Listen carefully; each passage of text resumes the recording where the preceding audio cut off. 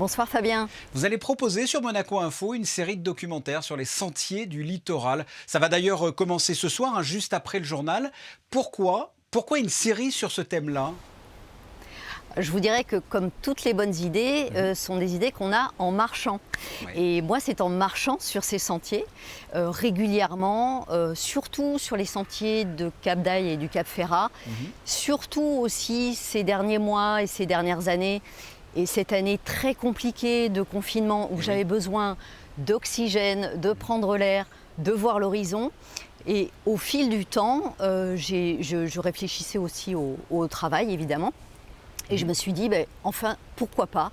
Pourquoi ne pas proposer une série sur ces sentiers qui sont somptueux, magnifiques, oxygénants, ressourçants ? Et j'avais envie de vous proposer une belle découverte. Et que va-t-on pouvoir y découvrir ? Combien d'épisodes, combien de lieux différents ? Alors, j'ai proposé une série de 4 épisodes. Cap d'Aille, le Cap Ferrat, le Cap Martin et le Cap d'Antibes. Donc ce sont des épisodes qui vont durer entre 8 et 10 minutes maximum.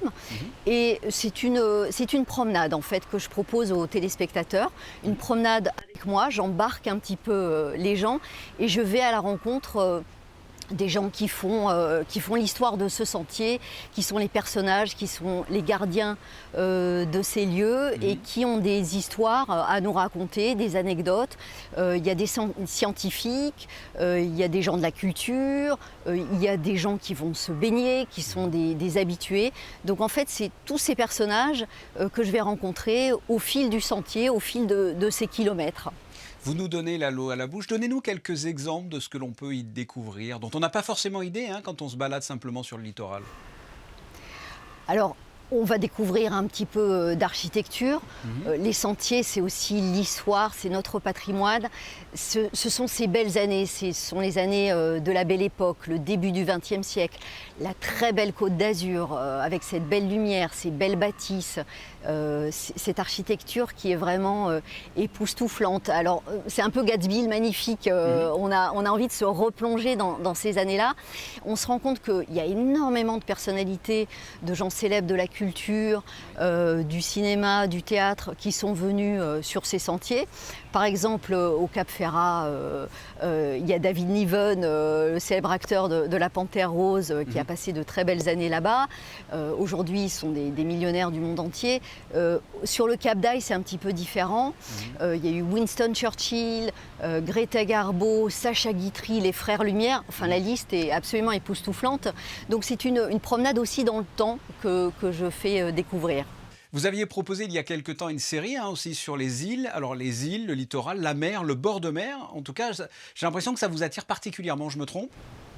J'adore la Méditerranée, j'ai passé toute mon enfance en vacances sur la côte ligure, pas très loin d'ici, vers Portofino avec mes parents. Ensuite, on s'est installé à Monaco il y a 40 années déjà. Donc la Méditerranée, c'est un attachement fort, c'est mes souvenirs d'enfance. C'est aussi un endroit que j'aime partager avec les amis qui viennent en vacances ici. Chaque fois qu'il y a quelqu'un qui débarque, je l'emmène soit à Cap d'Aille, soit au Cap Ferrat, soit au Cap Martin. Ils s'en plaignent plein les yeux, pas besoin d'aller très très loin, pas besoin d'aller de traverser la Méditerranée et d'aller dans d'autres pays. Ici, on a un site exceptionnel pour se baigner, pour se promener. C'est absolument somptueux et j'avais envie de repartager ça avec le téléspectateur et avec vous. Et le premier donc de la série sera consacré à Cap d'Aille, c'est ce soir, c'est même dans quelques minutes, juste à la fin du journal. Parlez-nous de ce sentier-là, celui de Cap d'Aille. Qu'est-ce qu'il a d'intéressant ? Cap d'Aille, déjà, c'est la promenade des Monégasques. On est à quelques centaines de mètres, donc c'est déjà un endroit qui est très pratique d'accès. 3,5 km, la promenade n'est pas trop compliquée. Alors, il y a les fameuses marches de la Mala qu'on connaît, qui sont difficiles à remonter. Mais ce site est absolument magnifique. Et moi, ce que j'ai appris, ce que je ne savais pas quand je marchais la tête en l'air ou la tête dans mes pieds ou avec mon chien, je ne savais pas que c'était un volcan qui a 30 millions d'années par exemple. Donc voilà, au fil. Et bien voilà, la Pointe des Douaniers, c'est un ancien volcan. On est sur les pentes d'un volcan. Et ça, écoutez, donc on a fait des interviews de scientifiques qui nous expliquent, qui nous décryptent. Donc à chaque fois, on essaye de baliser ce chemin avec des anecdotes et des informations. Ça a l'air passionnant. On va regarder tout ça dans quelques instants. Yasmina Farber, merci. Merci Fabien, merci à vous tous.